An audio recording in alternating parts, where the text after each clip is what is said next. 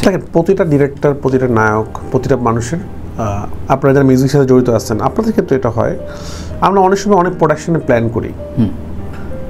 একটা ডিরেক্টর, একটা আর্টিস্ট চাইলেই একটা প্রোডাকশন হয় না, অনেক কিছুই মিলতে হয়, সেটা ডেট, স্ক্রিপ্ট, সব কিছু।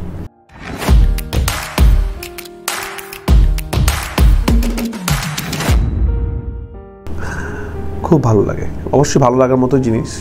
আমি খুবই ভাগ্যবান, আমার মনে হয়।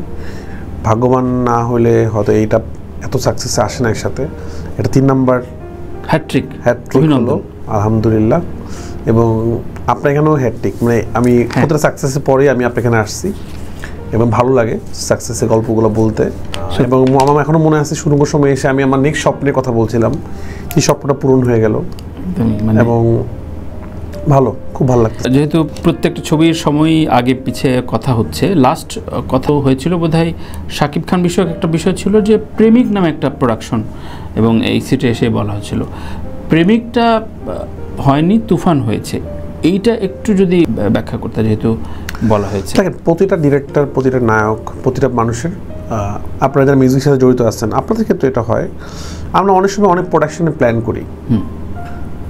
একটা ডিরেক্টর, একটা আর্টিস্ট চাইলেই একটা প্রোডাকশন হয় না, অনেক কিছুই মিলতে হয়, সেটা ডেট, স্ক্রিপ্ট, সব কিছু। তো যখন এটা শুরু করেছিলাম, তখন আমাদের শুরু করার পর মনে হয়েছে যে এটা আরও সময় লাগবে, আরও বেটারমেন্ট দরকার। এখন এই প্রোডাকশনটা না করলে আমার জন্য বেটার, আমাদের জন্য বেটার। কারণ আমি সবসময় চাচ্ছিলাম সাকিব ভাইয়ের সাথে আমার শুরুটা ব্লাস্ট যেন হয়। ওইটাতে কিন্তু সাকিব ভাইয়েরও দোষ ছিল না, আমারও দোষ ছিল না। মানে গল্পটা আসলে এমন ছিল, খুব সুন্দর একটা প্রেমের গল্প, যেহেতু নাম প্রেমিক। বাট আমি আসলে সাকিব ভাইকে নিয়ে শুরুর ছবিটা প্রেমের করতে চাচ্ছিলাম না। আচ্ছা আচ্ছা, আমি আসলে আউট অফ দ্য বক্স কিছু করতে চাচ্ছিলাম, তুফানের মতো।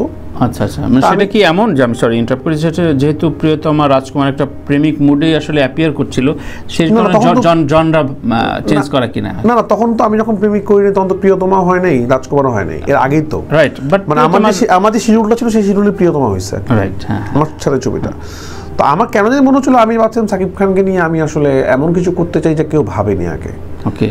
এবং এটা আমার টাইম লাগবে, আমি এটা অনেক প্ল্যান করে করতে চাই। ওই সময়ও অল্প ছিল, খুব ফাস্ট ডিসিশন নিয়েছিলাম আমরা। তো আমার কাছে মনে হচ্ছিল আমি এত বড় একজন স্টারকে নিয়ে এত তাড়াহুড়া করে ছবি বানাবো না।